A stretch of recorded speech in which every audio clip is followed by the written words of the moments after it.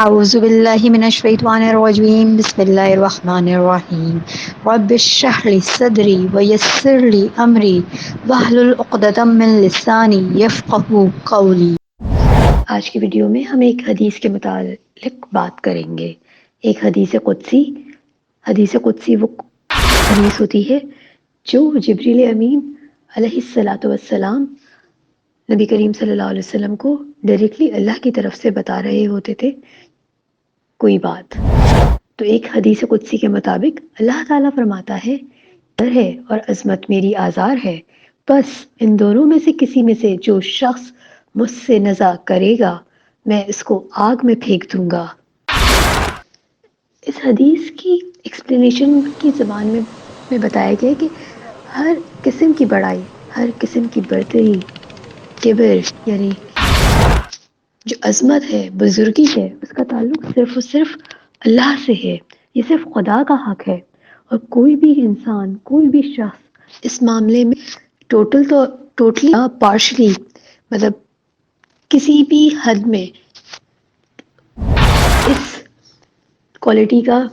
ضامن بننا چاہے تو وہ ایسا ہے جیسے کہ وہ خدا کا ہمسر بننا چاہے، تو پھر وہ نہ صرف اس دنیا میں بھی ذلیل و خوار ہوگا بلکہ آخرت میں بھی اس کو شدید ترین عذاب کا سامنا کرنا پڑے گا۔ یہ صرف اللہ تعالیٰ کا ہی حق ہے کہ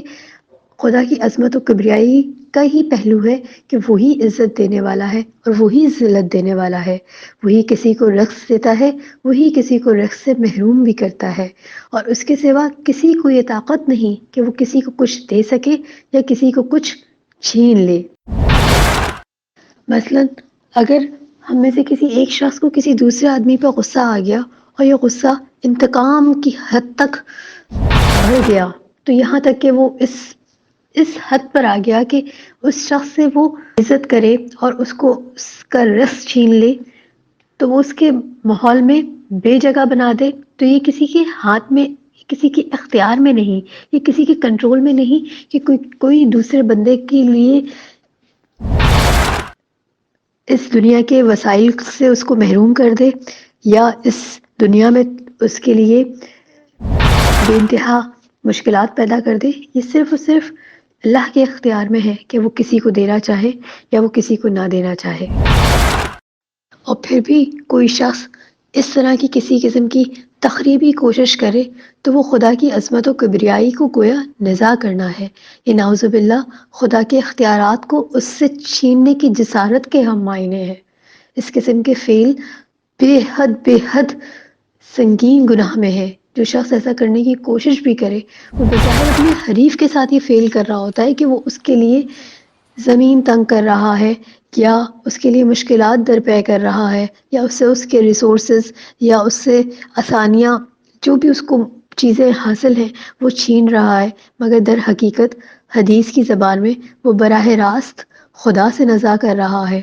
اور وہ خدا کے اس نظام میں دخل دینے کی کوشش کر رہا ہے جس میں خدا نے کسی دوسرے کو شریک نہیں کیا۔ یہ اپنی نوعیت خدائی میں شریک بننے کی کوشش کرنا ہے، اور خدا کی خدائی میں شریک بننے کی کوشش کرنا بلا شبہ ایک ایسا جرم ہے جو ناقابل معافی ہے، جس کی معافی ہی نہیں۔ شرک کو معاف نہیں کیا جائے گا۔ شرک ناقابل معافی ہے جو ہرگز معاف نہ کیا جائے گا۔ وآخر دعوانا ان الحمد للہ رب العالمین۔